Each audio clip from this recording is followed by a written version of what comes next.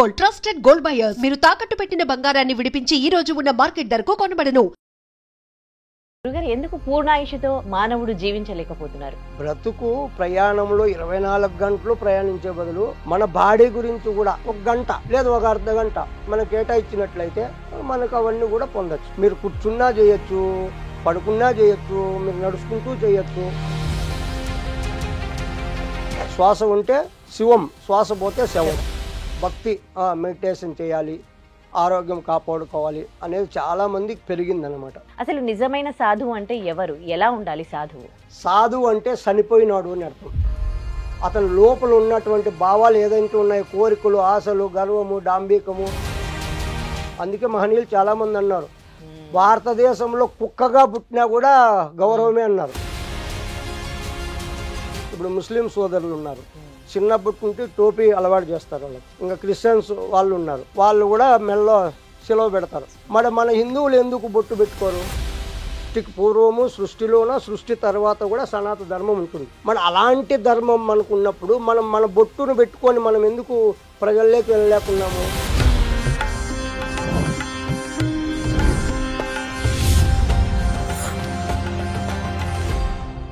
ఐడ్రీమ్ ప్రేక్షకులకు నమస్కారం. దైవానుగ్రహం కార్యక్రమానికి స్వాగతం. మానవుడి ఆయుష్ ఒకప్పుడు 150 సంవత్సరాలకు పైగా ఉండేదన్నమాట. కానీ ఇప్పుడు 150 కాదు, కనీసం 100 సంవత్సరాలు కూడా బతకలేకపోతున్నాడు. ఎందుకు అడిగి తెలుసుకుందాం. మనతో పాటు స్వామి యోగానంద శిష్యులు స్వామి రమణానంద భారతి గారు ఉన్నారు, ఆయనతో మాట్లాడదాం. నమస్తే అండి. నమస్తే అమ్మా. గురుగారు, ఎందుకు పూర్ణాయుషుతో మానవుడు జీవించలేకపోతున్నారు? ఎందుకు మెల్లిమెల్లిగా ఆయుష్ అనేది తగ్గిపోతుంది? ఇప్పుడు కనీసం 80 సంవత్సరాలు కూడా బతకలేకపోతూ ఉన్నారు, ఎందుకు? మంచి ప్రశ్న వేశారమ్మా. ఇప్పుడు ఇది అందరికి కూడా చాలా అవసరము. ముందుగా గురు శ్లోకంతో మనం ప్రారంభించి వీడియోలోకి వెళ్దాం. నారాయణ సమారంభాం వ్యాస శంకర మధ్యమాం అస్మదాచార్య పర్యంతం మమ గురు యోగానంద భారతి వందే గురు పరం పరం. ఎందరో మహానుభావులు అందరికీ వందనములు. ఎందరో గురువులు, ఎన్నో గురు పరంపరలు, ఎందరో యోగులు, ఎందరో సాధకులు, అందరికీ కూడా నా ఆత్మ నమస్కారం. ఇప్పుడు మనం మానవుడు పూర్ణాయుస్తో ఎందుకు జీవించలేకపోతున్నాడు అనే ప్రశ్న మీద మాట్లాడుకుందాం. ఆ సద్గురు ఏం పలికిస్తాడో దాన్నే మనము అందరం కూడా విందాము. ఇప్పుడు ప్రతి ఒక్క ఆరోగ్యంగా ఉన్నటువంటి స్త్రీ కావచ్చు, పురుషుడు కావచ్చు, ఇక్కడ లింగభేదం అనేది ఉండదు. ప్రతి ఒక్కరికి 21,600 ఉచ్ఛ్వాస నిశ్వాసాలు జరుగుతున్నాయన్నమాట. అది మన ప్రమేయం లేకుండా జరుగుతున్నాయి. అలా జరిగితే ప్రతి ఒక్కరికి కూడా 120 సంవత్సరాల ఆయుష్ అని మన పూర్వం ఋషులు దీన్ని కనుగొన్నారు. ఎలా దీన్ని వాళ్ళు కనుగొన్నారంటే, ఫస్ట్ అందరూ కూడా త్వరగా ఏదో ఒక కారణంగా చనిపోతున్నారు.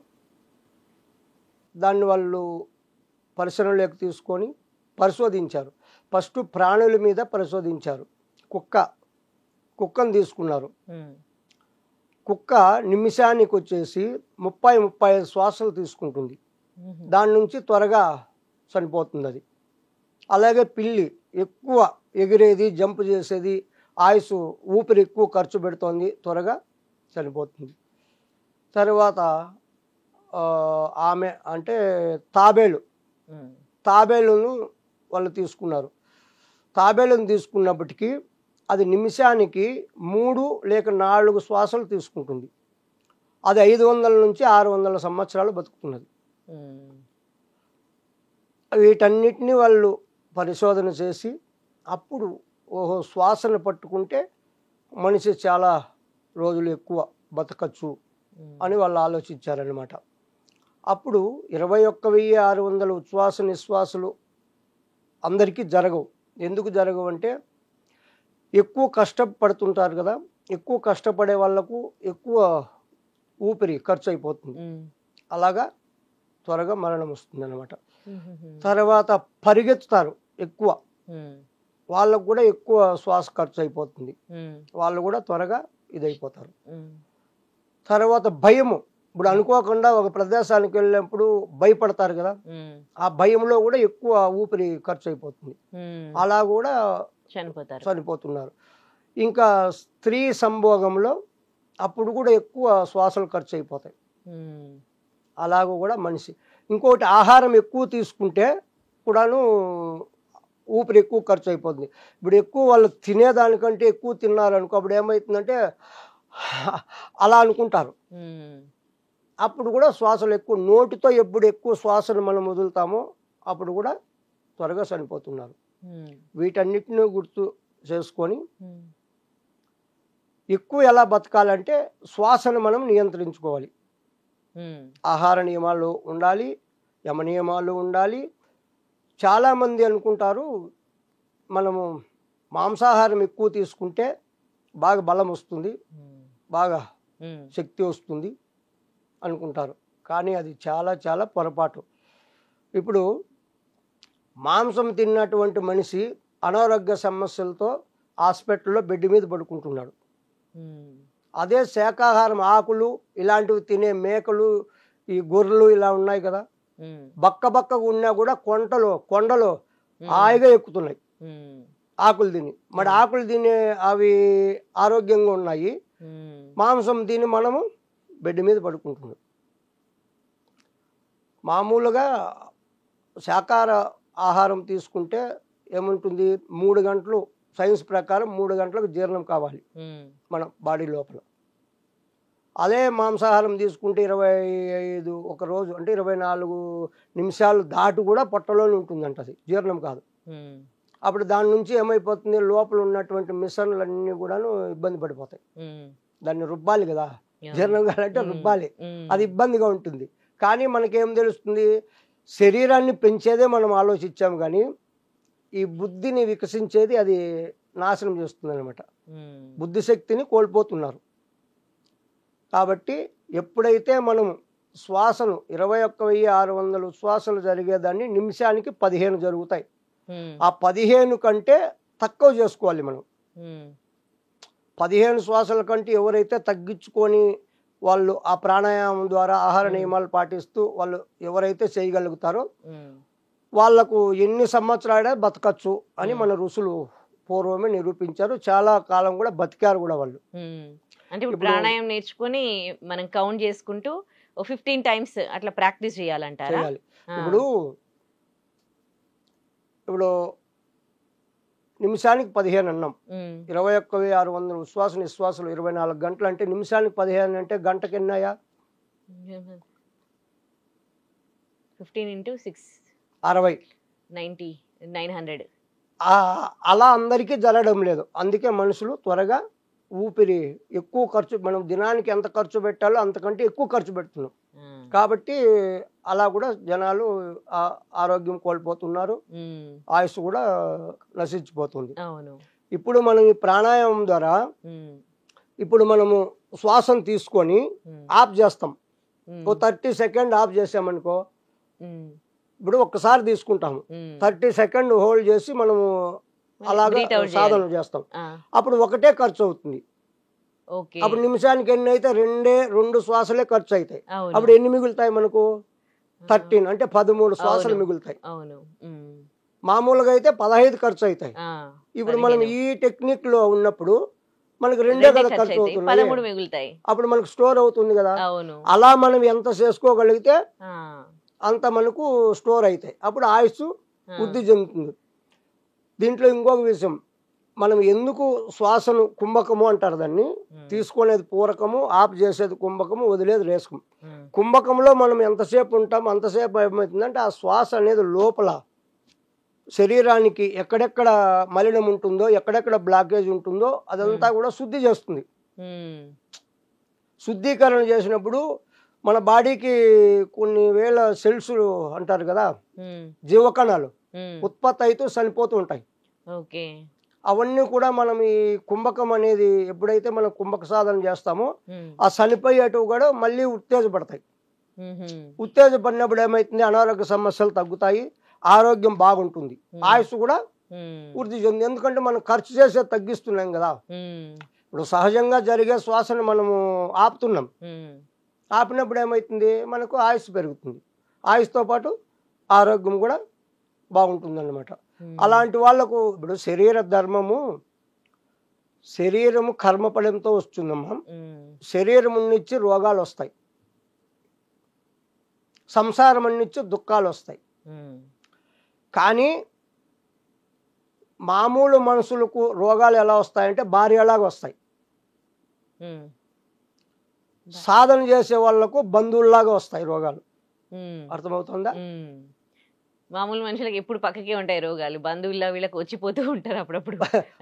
మామూలు మనుషులు భార్యలాగంటే ఒక పెట్టుకుంటే వదలరు, ఇంకెప్పటికీ అలాగొస్తాయి. ఈ టెక్నిక్, ఈ ప్రాణాయామం, ఈ ఆహార నియమాలు పాటించేస్తే బంధువుల్లాగా వస్తాయి. బంధువులు ఎన్నాళ్ళు ఉంటారు, ఒక రోజు 2 రోజులు ఉంటే వెళ్ళిపోతారు, ఇబ్బంది పెట్టదు. అలా చేస్తూ పూర్వం ఋషులందరూ కూడా ఆ టెక్నిక్ చేసి వాళ్ళు కొన్నేళ్ళు కాదు చాలా ఏళ్ళు బతకగలిగారు. అంటే అప్పుడు జీవనశైలి వేరే ఉంటుండే కదా, అప్పుడు చేసే పనులు వేరు, వాళ్ళు తినే ఫుడ్ వేరు. కానీ ఇప్పుడు పొద్దున్న లేస్తే ఉరుకులు పరుగుల జీవితాలు, ఇప్పుడు వాళ్ళు చేసే పనులు, ఇప్పుడు నేను మీతో ఏ పని చేసామనేది కాదమ్మా ముఖ్యము, మన శ్వాసను నియంత్రించుకునేది మనకు తెలిసిందా లేదా. కరెక్టే. ఇప్పుడు నేను ఈ ప్రొఫెషన్ లో ఉన్నాను, మధ్యలో ఏదో దాంట్లో ఉండి కూడా అప్పుడప్పుడు మధ్యలో ప్రాక్టీస్ చేయొచ్చా, లేకపోతే దానికోసం ధ్యానం చేస్తూనే కూర్చొని? ఇప్పుడు మీరు దినానికి 24 గంటలు ఉన్నాయి కదా, 24 గంటలు 1 గంట తీసేయండి. ఇప్పుడు బ్రతుకు ప్రయాణంలో 24 గంటలు ప్రయాణించే బదులు మన బాడీ గురించి కూడా 1 గంట లేదు 1 అర్ధ గంట మనకు కేటాయించినట్లయితే మనకు అవన్నీ కూడా పొందొచ్చు. ప్రాణాయామం చేయాలంటే కేవలం ఎప్పుడు ఇట్లా కూర్చొని ప్రాణాయామం చేయాలా, లేకపోతే మామూలుగా మనం ఇప్పుడు ఇక్కడ ఇలా ఉన్నాము, మధ్యలో టైం దొరికినప్పుడు అట్లా బ్రీత్ కంట్రోల్ మీరు ఎప్పుడైనా బ్రీతింగ్ టెక్నిక్ తెలుసుకుంటే మీరు ఖాళీ పొట్టతో ఉండాలి. ఎప్పుడైనా ఆహారం తిని చేయకూడదు. ఆహారం తిన్న తర్వాత 3 గంటలు రెస్ట్ ఇవ్వాలి బాడీకి, తర్వాత చేయాలి. మీరు కూర్చున్నా చేయొచ్చు, పడుకున్నా చేయొచ్చు, మీరు నడుచుకుంటూ చేయొచ్చు. ఆ శ్వాస టెక్నిక్ తెలుసుకుంటే మీరు చేసుకునేది హోల్డ్ చేసుకుంటూ ఎలా వదలాలో ఎలా ఆపాలి అనేది తెలుసుకుంటే మీరు కూర్చొనే చేయాల్సిన పని లేదు. అలా కూడా మీరు కంట్రోల్ చేసుకోవచ్చు. కాకపోతే కూర్చుంటే ఒక ప్రదేశంలో అనేది ఉంటే ఒక ఏకాగ్రత వస్తుంది కదా, ఒక ఏకాగ్రత, దాని మీదే మనసు నిలబడుతుంది. ఇప్పుడు మనం వ్యవహారం చేస్తూ అంటే దీని మీద మన మనసు వెళ్ళిపోతుంది, అంత కరెక్ట్ గా ఉండదు. అయినా కూడా అది కూడా ఉపయోగపడుతుంది. ఇప్పుడు 2 కన్నులు లేకపోతే ఇబ్బంది, మెల్ల కన్ను ఉంటే ఏం పర్లేదు, అలాగా ఉపయోగపడుతుంది. అది పూర్తి ఉండాలంటే అలా కూర్చొని ఒక అర్ధ గంట అన్నా మనము దానికోసము మన శరీరం కోసము మనం ఉపయోగించుకున్నట్లయితే అది మనకు చాలా ఉపయోగపడుతుంది. మనల్ని జీవితాన్ని ఇబ్బంది లేకుండా కూడా ముందుకు తీసుకెళ్తుంది. దాని నుంచి శ్వాస టెక్నిక్ తీసుకొని మనం బాగా సాధన చేసినట్లయితే ఇంకా మనకు అన్ని కూడా శ్వాస ఉంటే వస్తాయి, ఆరోగ్యంగా ఉంటాము. ఇప్పుడు శ్వాస ఉంటే శవం, శ్వాస ఉంటే శివం, శ్వాస పోతే శవం కదా. మరి మనం ఏది పట్టుకోవాలి? శ్వాసను పట్టుకోవాలి. శ్వాసను పట్టుకుంటే అన్నీ వస్తాయి. శ్వాస విషయం తెలుసుకోకుండా మనము ఏం చేసినా కూడా అంత రిజల్ట్ రాదు. ఊరికే చేస్తున్నాం, అది ఒక భక్తి. అటు ఇటు వెళ్ళి వాళ్ళతో వీళ్ళతో మాట్లాడి కర్మలు తెచ్చుకోకుండా ఏదో ఉన్నసాటు కూర్చొని అది కరెక్ట్గానే కొంచెం వరకు ఉంటుంది. శ్వాసను మనం కంట్రోల్ చేసుకొని మనం చేసినట్లయితే 100% మనకు రిజల్ట్ వస్తుంది. ఇంకా అన్నీ కూడా శ్వాస నుండి మనకు అన్ని ఉపయోగాలు ఉంటాయి. శ్వాసకు మించింది ఇంకా ఏది లేదు. దాన్ని పట్టుకొని మనం ముందుకు వెళ్ళామనుకో మనకి ఇంకా ఈ శ్వాస ఇందులో ఉంది మా రహస్యము. నిమిషానికి 15 జరిగే శ్వాసలను ఎవరైతే తగ్గించుకుంటూ 2, 3, 4, 5 నడిపే శక్తి వాళ్ళకి వచ్చిందనుకో, ఆరోగ్యమే కాదు ఆయుషే కాదు అష్టసిద్ధులు అన్నారు. అలా మహనీయులు చాలా మంది గతంలో అలా చేసే. ఇప్పుడు మనకు రీసెంట్గా చెప్పాలి 200 సంవత్సరాలు అయింటుందేమో, త్రిలింగ స్వామి అని తెలుసు కదా, పేరు వినింటారు. త్రిలింగ స్వామి 280 సంవత్సరాలు బతికాడు ఆయన. 280 సంవత్సరాలు మన తెలుగు అతనే. మన తెలుగుదేశానికి ముందు పేరు ఏదమ్మా? మన తెలుగుదేశానికి ముందు పేరు ఏది? త్రిలింగ దేశం. త్రిలింగ దేశమా? అదే పేరే ఆయనకు పెట్టారు. ఆయన మంచి మహాయోగి. 280 సంవత్సరాలు బతికాడు. అతను బట్టలు లేకుండా తిరిగేవాడంట. పేపర్లో చూసినట్టు బట్టలు లేకుండా తిరిగేవాడు. అప్పుడు జనాలకు ఇబ్బంది అయిపోయి అతన్ని పోలీస్ స్టేషన్లో పెట్టారు. పోలీస్ స్టేషన్లో పెట్టి లాక్ వేసింటే లాక్ వేసినట్లు ఉందంట, మళ్ళీ పైన ఉన్నాడంట. మరి అంత శక్తులు ఉన్నాయి. మన పూర్వం రుజులు, మన సనాతన ధర్మం చాలా గొప్పదమ్మా. ఇప్పుడు తెలియదు, కానీ ఎందుకు తెలియదు అంటే ఈ బ్రతుకు బండిలో ప్రయాణంలో చేస్తూ ఇవన్నీ ఆలోచించేంత టైం కూడా లేదు. మన సనాతన ధర్మం ఋషులు ఇచ్చినటువంటి సంపద, ఆ శక్తి చాలా అమోఘం, అద్భుతం. అలా బతకగలిగారు వాళ్ళు. ఇప్పుడు మళ్ళీ తెలుసుకుంటున్నారులే, ఇప్పుడు ప్రాక్టీస్ ఈ చేస్తున్నారు. కరోనా, ఆ తల్లి చెప్పాలంటే కరోనా చాలా మంచిగానే వచ్చింది. ఆ కరోనా వచ్చినట్టుంటే భయం, ప్రాణభీతి. ఇప్పుడు భక్తి కావాలని కాదు, త్వరగా చనిపోకూడదు, ఏదో ఈ మెడిటేషన్లు చేస్తే ఏదో కొన్నాళ్ళు బతుకుతామంట అని వాళ్ళు దీంట్లో ఎలాగైనా ఏమి ఆ కరోనా వచ్చి మంచిగా చేసింది. జనాలను భక్తి జ్ఞానానికి పెంచింది. అంతకుముందు ₹1 ఖర్చు పెట్టే వాళ్ళు ఇచ్చేవాళ్ళు కాదు. చాలా మంది అన్యాయంగా కుక్కల కంటే హీనంగా చనిపోయారు కదా అప్పుడు. అదంతా గుర్తు పెట్టుకొని ఇప్పుడు ఇది శాశ్వతం కాదు, ఇప్పుడు ఏదో ₹10 దానం చేసి కూడా వస్తున్నారు ఆ కరోనా నుంచి. నిజంగా అంత భయపెట్టింది కరోనా. అప్పటి నుంచి లైఫ్ జీవన విధానం కూడా కొంచెం మారింది. మన కల్చర్ ని ఫాలో అవుతున్నారు. మన పద్ధతులు, తినే ఫుడ్ కూడా అన్ని కూడా ఇప్పుడు అలవాటు చేసుకున్నారు. ఇప్పుడు భక్తి అనేది కూడా చాలా మందికి భక్తి, మెడిటేషన్ చేయాలి, ఆరోగ్యం కాపాడుకోవాలి అనేది చాలా మందికి ఇప్పుడు పెరిగింది అన్నమాట. పెరిగింది కానీ కరెక్ట్ దారి అనేది తెలుసుకోలేకున్నారు. అంటే మోసాలు కూడా పెరిగిపోయాయి కదా. సో మోసాలు అనేసరి కూడా చెప్తాను నేను. సాధువులు ఉంటారు కదా, వాళ్ళు అంటే నిజమైన సాధువు ఎలా ఉండాలి అసలు అంటే, చాలా మంది గడ్డాలు మీసాలు పెంచేసుకొని విభూది అది పెట్టేసుకుని ఉంటారు. కొంతమంది గురువుల్లాగా అవతారం ఇచ్చి మోసం చేస్తూ ఉన్నారు. అందుకని నమ్మకం అనేది పోతూ ఉంది, అందరూ మోసం అన్నట్టుగా కొంతమంది మాట్లాడుతూ ఉంటారు. అసలు నిజమైన సాధువు అంటే ఎవరు, ఎలా ఉండాలి సాధువు? ఇప్పుడు ఇక్కడ చెప్పాలంటే సాధువు అంటే చనిపోయినాడు అని అర్థం. ఇప్పుడు సాధువు అంటే చనిపోయినాడు అని అంటే ఏం చనిపోయినాడు? అతని లోపల ఉన్నటువంటి భావాలు ఏదైతే ఉన్నాయో, కోరికలు, ఆశలు, గర్వము, డాంబికము, అలా ఉండాలి, ఇలా ఉండాలి, ఆ సంపాదించాలి, ఇన్ని కూడా వెళ్ళిపోవాలి. అవన్నీ వెళ్ళిపోతే ఇంకా అతను చనిపోయినట్లే కదా. అందుకు వాళ్ళు ఏమన్నారంటే ఒకే మాటలో సాధువు అంటే చనిపోయినోడు. శరీరం ఉన్నా కూడా ఏం కోరికలు ఉండవు, ఏది ఇంకా అన్ని చనిపోయినట్లే అన్నారు. ఇప్పుడు ఈ వేషాలు ఇవి ఎందుకు వేసుకోవాలనే దానికి కూడా ఒక విషయం మాట్లాడుకున్నాం. ఇప్పుడు అయ్యప్ప స్వాములు ఉన్నారు, వ్రతం చేస్తారు వాళ్ళు 48 రోజులు లేదా 60 రోజులు, 21 రోజు. వాళ్ళకు ఒక డ్రెస్సు, ఒక పద్ధతి అనేది పెట్టారు కదా. అదే లేకపోతే మామూలుగా వ్రతం చేస్తే మామూలు జనాలు కూడా వాళ్ళకి ఇబ్బంది పెట్టేకి అవకాశం ఉంటుంది.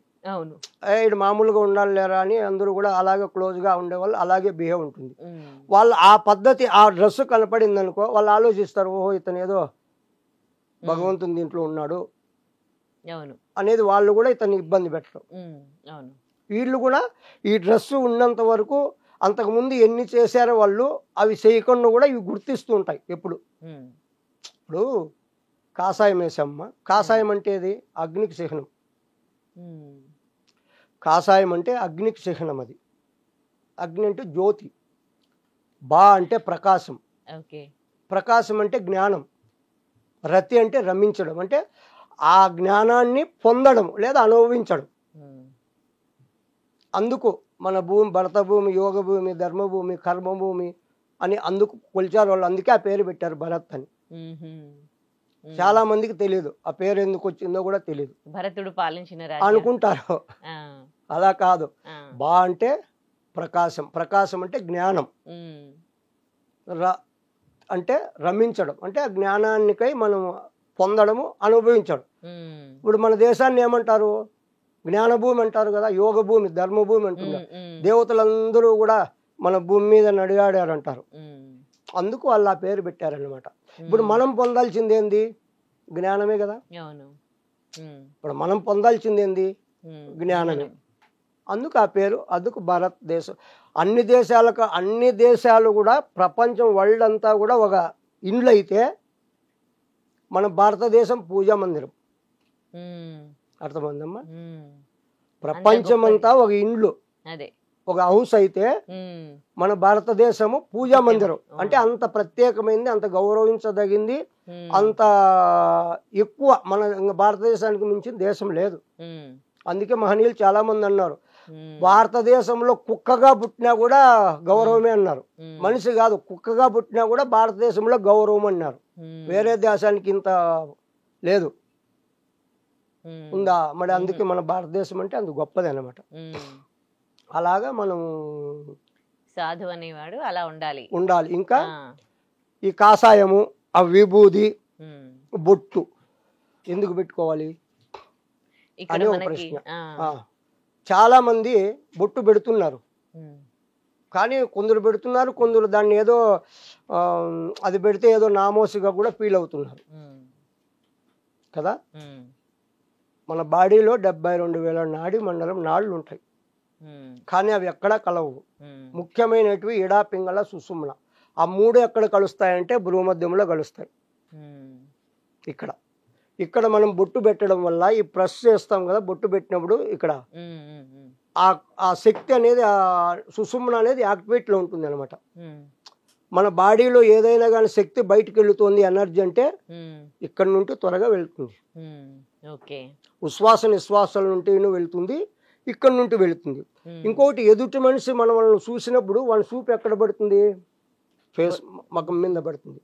కొందరు కన్నులు ఎలా దృష్టి కన్నులు అంటారు చూడు, ఆ దృష్టి కూడా మనకి తగలకుండా ఇది కాపాడుతుంది, కాపాడుతుంది. తర్వాత థర్డ్ ఐ అంటారు కదా, జ్ఞాననేత్రం. ఆ జ్ఞాననేత్రము త్వరగా యాక్టివేట్ కావాలి, ఓపెన్ కావాలి అన్నా ఇక్కడ బొట్టు పెట్టుకోవాల్సింది కరెక్ట్ విషయం అనమాట.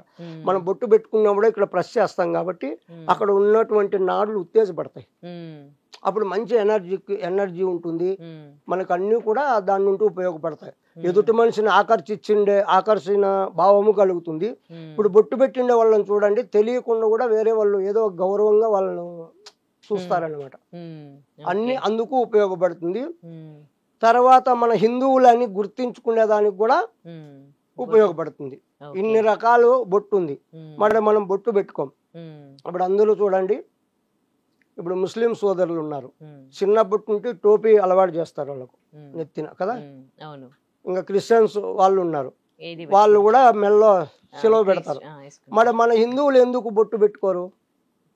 ఇప్పుడు వాళ్ళది, మంది సనాతన ధర్మం, మంది మతం కాదు, మంది సనాతన ధర్మం. సనాతనం అంటే ఏమి? శాశ్వతమైంది, ఇప్పుడు ఉండి రేపు లేకుండా పోయేది కాదు, ఎప్పటికీ ఉండేది. సృష్టికి పూర్వము, సృష్టిలోన, సృష్టి తర్వాత కూడా సనాతన ధర్మం ఉంటుంది. మన అలాంటి ధర్మం మనకు ఉన్నప్పుడు మనం మన బొట్టును పెట్టుకొని మనం ఎందుకు ప్రజల్లోకి వెళ్ళలేకున్నాము? ప్రతి ఒక్క హిందువు తప్పనిసరిగా బొట్టు ధరించాలి. ఆ బొట్టు నుంచి ఎన్ని ఉపయోగాలు ఉన్నాయో ఇప్పుడు మీకు అర్థమైంది. కాబట్టి ఇంకా ప్రతిరోజు కుంకుమ కానీ, చందనం కానీ, విభూది కానీ, తిలకం కానీ ఏదైనా మనము పొద్దున్నే స్నానం చేసిన తర్వాత బయటికి వెళ్ళాలి అన్నప్పుడు అలా ధరించి వెళితే మనం వెళ్ళే పనులు కూడా అన్నీ కూడా విజయవంతంగా నెరవేరుతాయి. మనకి ఎలాంటి ఆ దృష్టి దోషం అనేది తగలదు. ప్రతి ఒక్కరు కూడా మనల్ని గౌరవించే విధానం కూడా మార్పు వస్తుంది, గౌరవిస్తారు కూడా. ఆ లక్షణం అలా కనపడుతుంది. లక్ష్మీకి చిహ్నం బొట్టు. అన్ని రకాలు మనకు ఉపయోగపడతాయి కాబట్టి అందరూ కూడా బొట్టును ధరించండి. ఏ ఫీల్ కావద్దండి. బొట్టు పెట్టుకుంటే మీకు అన్ని ఉపయోగాలే ఉంటాయి, కానీ అపయోగం అయితే కుదరదు. ఆరోగ్యంతో పాటు అన్ని బాగుపడతాయి. ఇంకో ప్రశ్న గురువు గారు, ధ్యానం చేస్తాం కదా, ఇది కూడా అప్పట్లో మన వాళ్ళందరూ చేసేవాళ్ళు, ఇప్పుడు చేయట్లేదు. కానీ ధ్యానం అంటే కళ్ళు మూసుకొని ఇట్లా కూర్చుంటే అది ధ్యానం అయిపోద్దా? అసలు ధ్యానం ఎట్లా చేయాలి? ఇప్పుడు చాలా మంది ఈ ప్రశ్నలే అడుగుతున్నారు. మేము 8 గంటలు కూర్చుంటాం, 10 గంటలు కూర్చుంటాము అని. అప్పుడు మీరు ఎలా కూర్చుంటున్నారు అంటే, కన్నులు మూసుకొని కూర్చొనేస్తే ధ్యానం అయిపోతుందా? కాదు. మీరేం చేస్తున్నారు? శరీరము బయట తిరిగేదాన్ని కూర్చోబెడుతున్నారు అంతే. లోపల తిరిగేటివి తిరుగుతూనే ఉంటాయి, ఆలోచనలు వస్తూనే ఉంటాయి ధ్యానం చేస్తూ ఉంటే.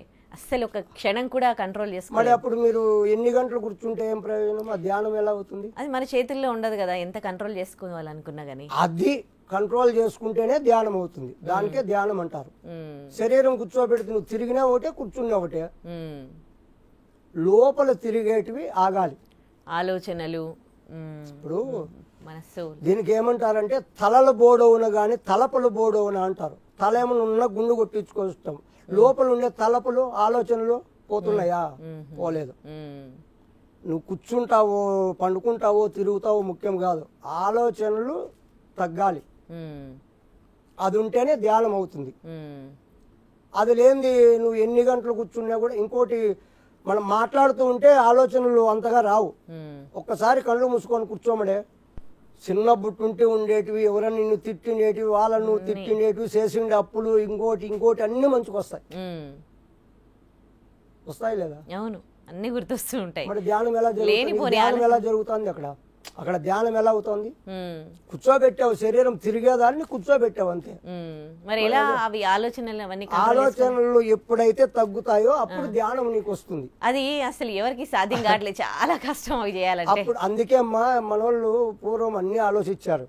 దానికే అన్నిటికీ మూలం ప్రాణాయామం టెక్నిక్ పెట్టారు. ఇప్పుడు మనసుకు శ్వాసకు సంబంధం ఉంది. శ్వాస కంటికి కనపడదు, మనసు కంటికి కనపడదు. కానీ శ్వాస స్పర్శ తగులుతుంది. శ్వాస తగులుతుంది కదా, స్పర్శ. దాన్ని పట్టుకుంటే ఆలోచనలు తగ్గుతాయి. మనసు తగ్గితే ఆలోచనలు తగ్గుతాయి. అందుకే శ్వాస వేగాన్ని, శ్వాస పొగురును తగ్గిస్తే ఆలోచనలు తగ్గుతాయి అని వాళ్ళు ప్రాణాయామం నుండి. ఇప్పుడు ప్రాణాయామం చేసి మనం ధ్యానంలో కూర్చున్నాం అనుకో, ఆలోచనలు తగ్గుతాయి, ఆ స్థితి వస్తుంది. అలాగే నువ్వు కంటిన్యూగా చేస్తూ ఉంటే లాస్ట్కు ఆలోచన లేని స్థితికి అప్పుడు ధ్యానం కుదురుతుంది. అంటే రెగ్యులర్ గా చేస్తూ ఉండాలి, చేయాలి కదా. ఆలోచనలు పోతాయి. కంపల్సరీ చేస్తే ప్రాణాయామం నేర్చుకుని. ఇప్పుడు ప్రాణాయామం లేకపోతే సుషుమ్న యాక్టివేట్ కాదు. మెయిన్ ఆహార నియమాలు పాటించాలి. ఆహార నియమాల నుండి ప్రాణాయామం చేస్తే ప్రాణాయామం నుండి సుషుమ్న యాక్టివేట్ అవుతుంది. సుషుమ్న యాక్టివేట్ అయిన తర్వాత ఆసన సిద్ధి కలగాలి. ఆసన సిద్ధి కలిగితే ధ్యానం కుదురుతుంది. ధ్యానం కుదిరితే జ్ఞానం వస్తుంది. జ్ఞానం వస్తే మోక్షం వస్తుంది. దీనివల్ల ఏదో ఒకటి రాకపోయినా అన్ని నిలిచిపోతాయి. స్టెప్ బై స్టెప్ ఉన్నాయి ఇవి.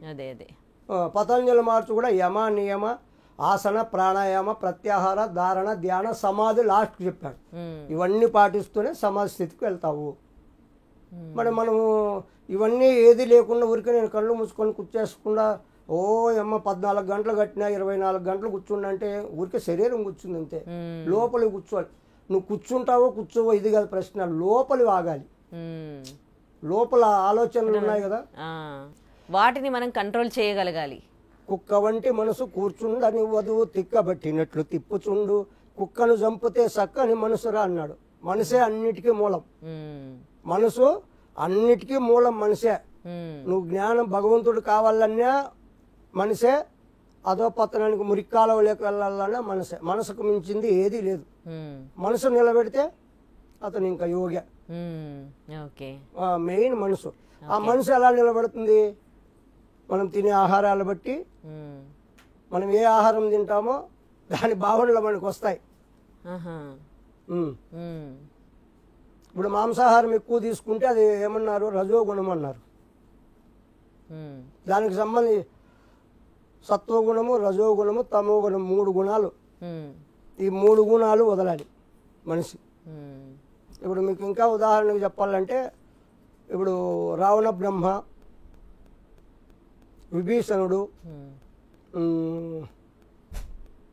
6 నెలలు తిండ్రి 6 నిద్ర అతని పేరు మర్చిపోయాను. వాళ్ళు ముగ్గురు కుంభకర్ణుడు, రావణ బ్రహ్మ, విభీషణుడు ముగ్గురు కూడా రాక్షస వంశమే కదా. మరి ముగ్గురు రాక్షసులైనా కూడా విభీషణుడు శ్రీరామునికి ఆప్తమిత్రుడు అయ్యాడు లేదా? మరి వాళ్ళిద్దరు ఎందుకు కాలా? రజోగుణానికి చిహ్నము రావణ బ్రహ్మ. అహం, నేను చక్రవర్తిని, నాకు అన్నీ తెలుసు, నన్ను మించినోడు ఎవరు లేడు అనే భావన ఆ ఆహారంలో వస్తుంది మాంసాహారం తింటే.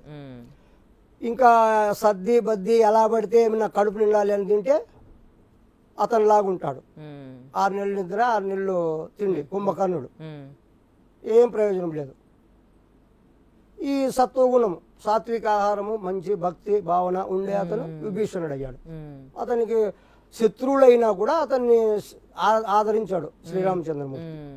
అలా గుణాలు ఉంటాయి. మనం తినే ఆహారం బట్టి కూడా మనలో మార్పులు వస్తాయి, అనారోగ్య సమస్యలు వస్తాయి, ఆయుష్ కూడా కోల్పోతాం.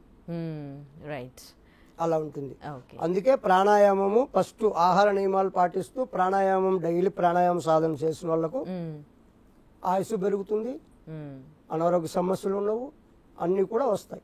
శరీరానికి ఎప్పుడూ రేచక పూరక కుంభకం అంటే తీసుకునే శ్వాసను పూరకం అంటారు, ఆపు చేసేది కుంభకం అంటారు, వదిలేది రేచకం అంటారు. ఇది నిత్యము ప్రాక్టీస్ చేసే వాళ్లకు శరీరం నుంచి ముసలితనం వస్తుంది, కానీ త్వరగా రాదు. ఓకే, అదే వాళ్ళకు సంవత్సరాలు పైబడినా కూడా ముసలితనం అనేది కనిపించకుండా ఉంటుంది అనమాట. ఆ సాధన వల్ల ముసలితనం వస్తుంది, రాకుండా సృష్టి ధర్మం అది. వస్తుంది. ఎప్పుడు చిన్న పిల్లోనిలాగా ఉంటాడా ఉండడా, అలా పాటించే వాళ్ళకు యవనంగా కనిపిస్తాడు అనమాట. అంటే పైన యోగం అంటే కలియిక, వాళ్ళిద్దరిని కలపాలి. ఇక్కడ జీవాత్మ వేరు కాదు, పరమాత్మ వేరు కాదు. జీవాత్మని తీసుకెళ్లి పైన కలపాలి. ఇది హఠయోగం అన్నారు. దాన్ని తెలియక హఠం బట్టి ఏదో మొండిగా సాధించాలి, ఊపిరి బిగబట్టేస్తే హఠమా, హఠయోగమే కదా అంటున్నారు. అది కరెక్ట్ కాదు. హఠయోగం అంటే నిర్వచనం ఇది. కింద ఉన్నటువంటి జీవుల్ని పైకి తీసుకెళ్ళాలి, అది కలియక చేయాలి, కలపాలి. దీన్ని హఠయోగం అన్నారు. ఇది విషయం. Okay, right. మరి గుండె పనితనం బాగా ఉండాలి అని అంటే దానికి కూడా ఈ ప్రాణాయామం. ఇప్పుడు ప్రతి ఒక్కదానికి ప్రాణాయామం అమ్మా. ప్రాణాయామం సాధన చేసి మీరు సాత్వికంగా అంటే పీకల వరకు తిని ఎక్కువ నిద్రపోయినా కూడా డేంజరే.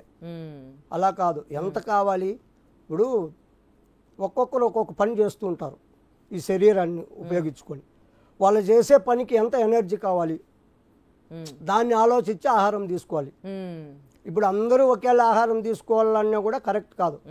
ఇప్పుడు ఎక్కువ కష్టపడే వాళ్ళు, వాళ్ళకు ఎనర్జీ కావాలి, ఎంత కావాలో అంత తీసుకోవాలి. దానికి మించి తీసుకున్నా కూడా ఇబ్బంది. ఇప్పుడు ధ్యానము, ఇప్పుడు యోగులుగా ఉండాలి, వాళ్ళు ధ్యానం చేసుకోవాలి, ఏది అవసరం లేదన్నప్పుడు వాళ్ళకు ఎక్కువ ఆహారం ఎందుకు, వాళ్ళకి ఆహారం ఎక్కువ అవసరం లేదు. ప్రాణాయామ సాధనతోనే గాలితోనే వాళ్ళకు కొంత ఎనర్జీ వస్తుంది. కొద్దిగా తీసుకునే వాళ్ళు ఏదో ఒక గ్లాస్ పాలు ఒక పండు తీసుకున్నా కూడా వాళ్ళు ఎనర్జీగా ఉండగలుగుతారు. ఎందుకంటే కష్టం లేదు కదా వాళ్ళకు, బరువు చేసే పని లేదు, హాయిగా ఊరికే ఉండేదే కదా. అలాంటి వాళ్ళకి అలా ఉంటుంది. ఇంకా ఇప్పుడు మిలిటరీలో ఉంటారు, మనందరినీ బార్డర్లో ఉంటారు మిలిటరీ, వాళ్ళందరూ కూడా బాగా తినాలి. ఎందుకంటే శక్తి ఉండాలి, అవతల మనిషి కొట్టే లోపల వీడు కొట్టాలి, అలాంటి వాళ్ళు తినాలి. ఇప్పుడు క్షత్రియులు, రాజులు రాజ్యాన్ని వేలాలి, ప్రజలను కాపాడాలి, వాళ్ళు కూడా బాగా తినాలి, కోపము ఉద్రేకం ఉండాలి వాళ్ళకు. వ్యవసాయం చేసేవాళ్ళు తినాలి, ఇప్పుడు బిల్డింగ్ పనులు చేసేవాళ్ళు వాళ్ళు కూడా బాగా తిని బాగా చేయాలి. బాగా తిని అంటే మితంగా కాదు, వాళ్ళు ఎక్కువ కష్టపడతారు కాబట్టి వాళ్ళకి ఎంత తగ్గట్టుగా తినాలి. శరీరం బట్టి తినాలి. ఇప్పుడు వాళ్ళకే తెలుస్తుంది, వాళ్ళకు ఆయాసం, ఇప్పుడు నీరసం వచ్చింది అనుకో, ఇప్పుడు ఆరోగ్యానికి మనకు శరీరానికి నీరసం వచ్చింది, ఇంకొంత తిను, కరెక్ట్గా ఉందా తగ్గించు. ఇంకొకటి 3 రోజులు ఏమి ఆహారం తీసుకోకుండా పోతే సర్వ రోగాలు పోతాయి అంటుంది శాస్త్రం. కానీ 3 రోజులు చేయగలం ఉండగలిగితే నిమ్మరసం దాగి ఉంటారు అలాంటి వాళ్ళు. నిమ్మరసం పొద్దున్నే నిమ్మకాయ పిండుకొని ఒక చెమ్ము నీళ్లు అంటే 1 లీటరు నీళ్ళలేక ఒక నిమ్మకాయ పిండుకొని పొద్దున్నే తాగారనుకో ఇంకా ఆ రోజంతా ఆకలి కాదు. మొత్తం మంచినీళ్ళు కూడా తీసుకోవద్దా? ఇంకా అది తాగితే చాలు మీకు. ఇప్పుడు తింటేనే, ఇప్పుడు ఏదన్నా తింటేనే దప్పే అవుతుంది, తినకపోతే దాహం ఎలా అవుతుంది? అలా అంటారు. ఓకే, ఏం తినరు కాబట్టి దాహం కాదు.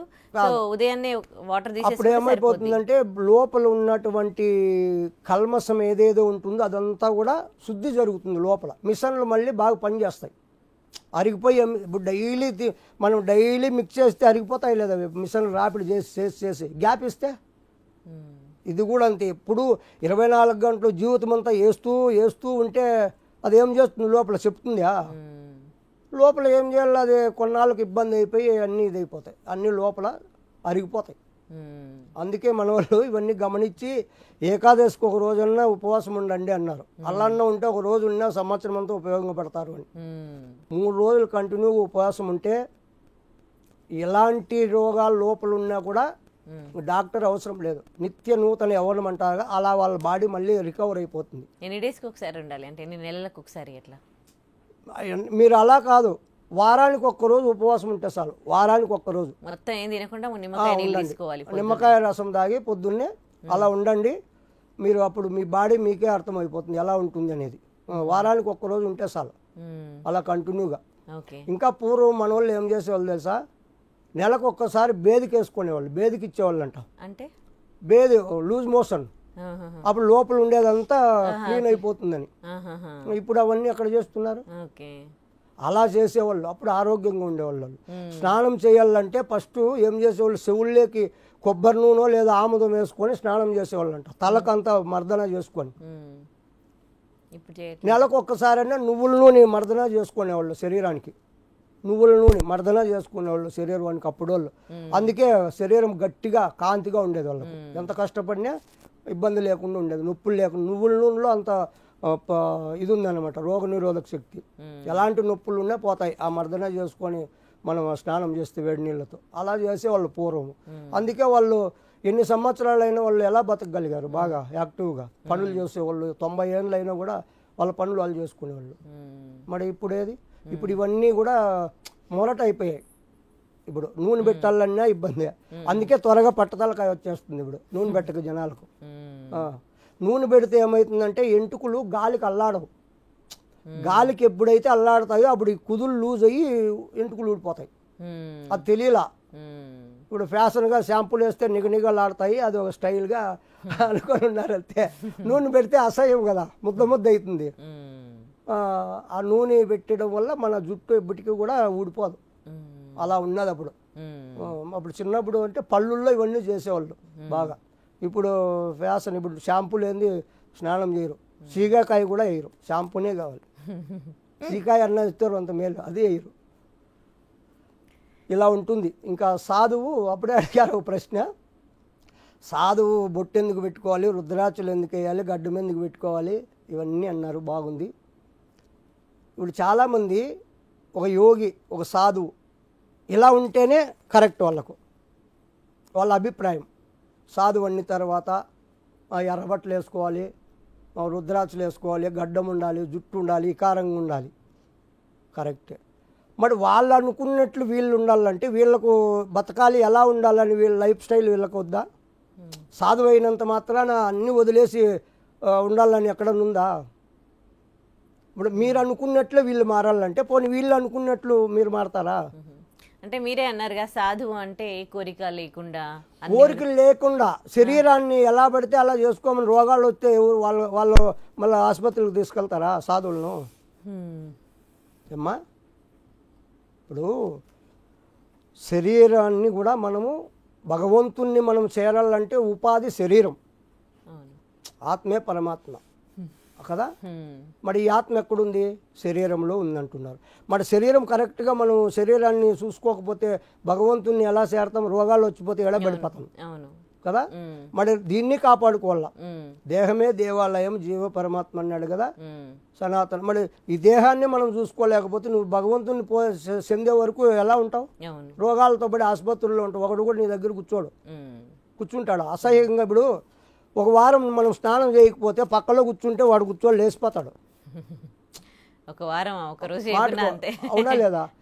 మరి ఎప్పుడు చూసినా ఈ ప్రజలు సాధువు అంటే ఇలాగే ఉండాలి, ఎందుకు బాగుమూలుగా ఉండాలి, ఆ పుట్టకోసి పెట్టుకొని ఉండాలి కదా, చెట్టు కింద కూర్చోవాలి కదా అంటే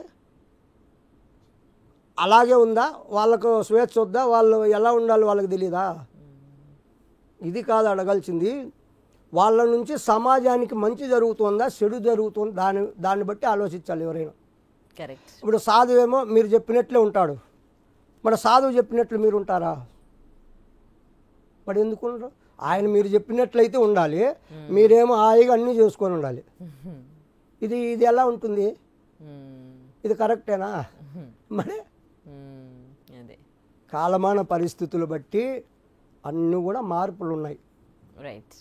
ఇప్పుడు అప్పుడు సమాజంలో పుట్టకోసి పెట్టుకొని తిరిగారు, ఇప్పుడు అలా పెట్టుకొని తిరుగు పిచ్చోడు అని చెప్పి ఎతకపోయి దీంట్లో పెడతారు, పిచ్చాసుపత్రిలో పెడతారు లేదా? ఇప్పుడు సమాజం అలా ఉంది. మరి దాన్ని బట్టి మారాలి, ప్రతి ఒక్కరూ మారాలి. కానీ మనం ఏ వేషం వేస్తాము అనేది కాదు ముఖ్యం, ఏం ప్రజలకు ఇస్తున్నాము, మంచి చేస్తున్నామా చెడు చేస్తున్నామా, అదే కదా కావాల్సింది. మరి అలా ఉంటుంది. కాకపోతే వాస్తవంగా అయితే వేషధారణ చేసి మోసాలు చేసే వాళ్ళు కరెక్ట్గా ఉన్నారు, లేదని కాదు, అలాగా ఉన్నారు, ఇలా ఉన్నారు.